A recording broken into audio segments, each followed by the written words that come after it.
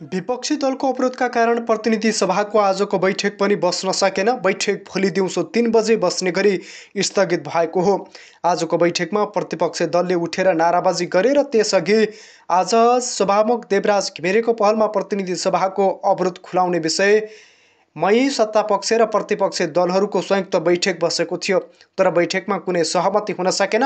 सभामुख घिमिरे सहित उपसभामुख इन्दिरा राणा मगर, कानुन न्याय तथा संसदीय मामिला मन्त्री अजय चौरासिया, नेपाली काङ्ग्रेसका प्रमुख सचेतक श्यामकुमार घिमिरे, एमालेका प्रमुख सचेतक महेश बतौला, प्रमुख प्रतिपक्ष माओवादी केन्द्रका प्रमुख सचेतक हितराज पाण्डे, प्रतिपक्ष दल राष्ट्रिय स्वतन्त्र पार्टीका प्रमुख सचेतक सन्तोष परियार लगायत सहभागी बैठकमा सहमति जुट्न नसकेको हो।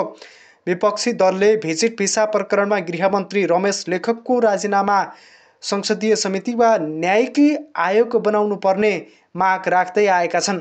जेठ 13 गतेपछि बजेट प्रस्तुत गर्ने दिन जेठ 15 गते बाहेक लगातार प्रतिनिधि सभाको बैठक नियमित कार्यसूचीमा प्रवेश नगरी स्थगित हुँदै आएको छ।